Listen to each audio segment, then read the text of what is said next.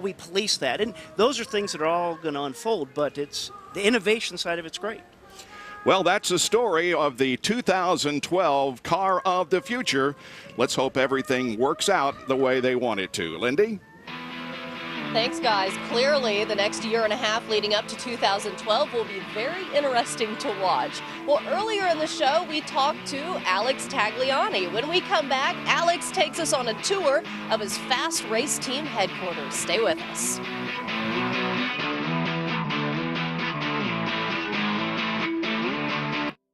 He brought me to a couple of race tracks. I was doing really good lap times and I was competitive. And he called my dad and he says, hey, your kid's pretty good. And a couple months later, I went back home. From that point on, it was my mom making lunches over the weekend and my dad bringing me to racetracks. As you can see, I'm now on pit road. We're just about to get this thing started. Although Alex Tagliani, let's talk more about him. He hails from Montreal here in Canada, but he lived for a few years in Las Vegas. Well, he recently moved to Indianapolis with his wife, Bronte. They actually met. He was racing in Australia, and she was competing in the Miss Gold Coast pageant. Well, Alex gave up the life in Las Vegas. He moved to Indy. He wanted to be closer to his team, the fast race team. Well, recently, he gave us a tour of the inside on becoming fast. This is Alex Tagliani from the fast race team driving the Bowers & Wilkins 77 car. We're here in front of the fast race team facility. I will welcome you inside and show you around and show you where I spend most of my life eating, training, and getting prepared for races. So come in. The man behind the whole team, Mr. Rob Edwards himself. How are you, boss? I'm good, thanks. Walk into the race shop, and here we can see the simulator set up, ready to go. Do a couple of laps of the next racetrack where we're gonna race. Helps us putting us drivers in the mood and remembering where we're gonna turn left and right. And so the trophy case is a nice little display to have at the entrance of a race shop, but it's also just to get rid of my stuff because I've moved from Vegas to Indy. And it's also remind you of good memories. You know, like the trophy that's in the middle, it's the one that I got from Surfers Paradise. And like you're reminding me meeting Bronte there. So that's the year that I was on the podium there, and the year that I met her. Walk here, messy office. I just drop my crap in here and get changed. And the first thing I do, I walk back into the gym. That's where the day starts. So we're lucky that we were able to put this gym together. I think the guys are training. Bronte is a personal trainer, so she trains them. And since she started training them, I think I lost some popularity with them because she really rides them hard. The pain's gonna start.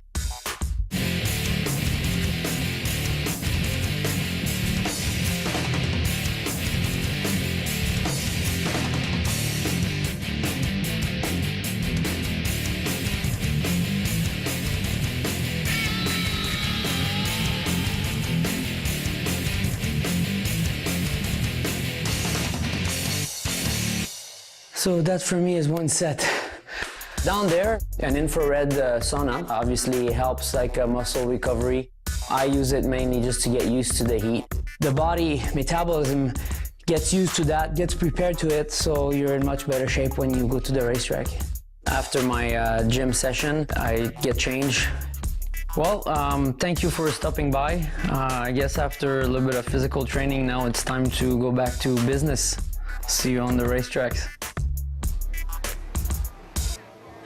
I hope you all enjoyed that. It's pretty cool to see what goes on away from an actual racetrack. Thank you, Alex Tagliani and the crew, for letting us go there. And Alex has 4 top 10 finishes this season, including a 6th place result at St. Pete.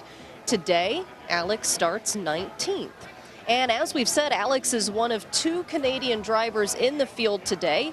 Of course, you've probably heard of the other one, Paul Tracy. He's in the number 15 car.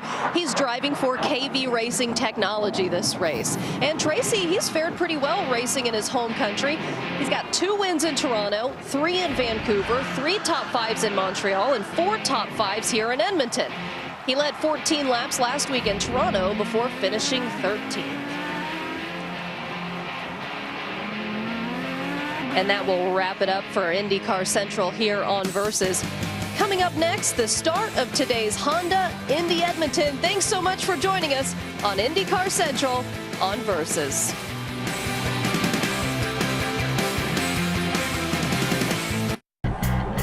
"2010.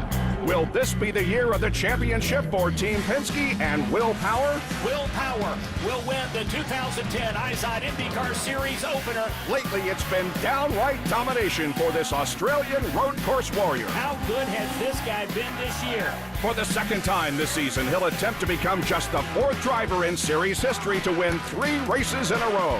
The Twin Checkers will wave. Will Power is the winner on the streets of Toronto. He has dominated the road and street courses in the IZOD IndyCar Series this year. This week, it's the airport circuit of Edmonton, where last year Power took his first IndyCar Series victory. It's the summer stretch.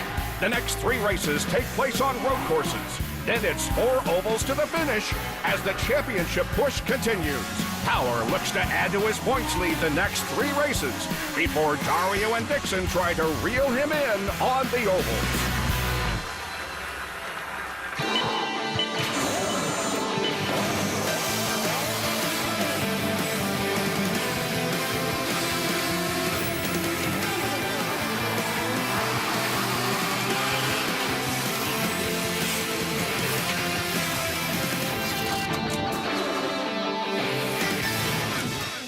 For the 2nd consecutive weekend, we're racing north of the border.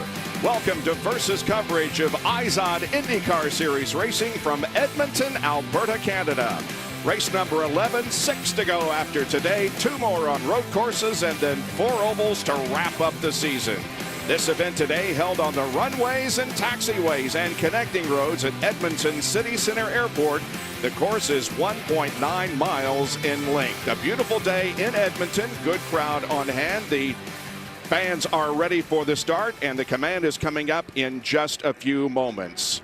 There is Will Power, the pole sitter for today's race, and the points leader in the IZOD IndyCar Championship. Team Penske has had a good season this year, led by Will Power. Briscoe has 1 win. Of course, Elio Castroneves also has a win, with Briscoe 4th in the point standings and Castroneves 6th in the points.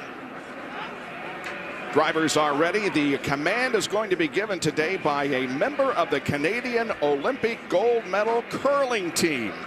And I think all is ready. Let's go downstairs for that command that will get our race here in Edmonton underway today.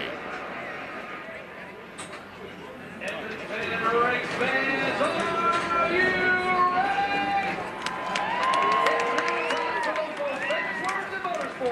Please welcome men's curling gold medalist Kevin Martin as he gives the command.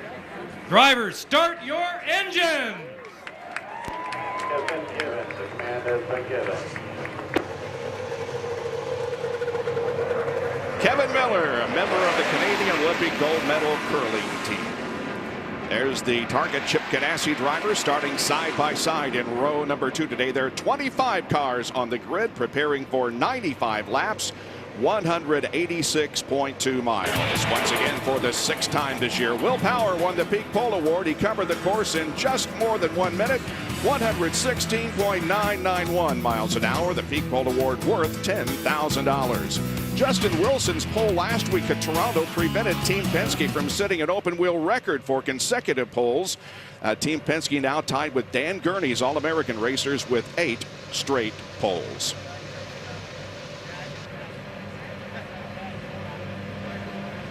Making sure all cars are running. They will roll off for a couple of warm-up laps before getting the green flag. Danica Patrick gets set to go. Front of the field begins to pull away.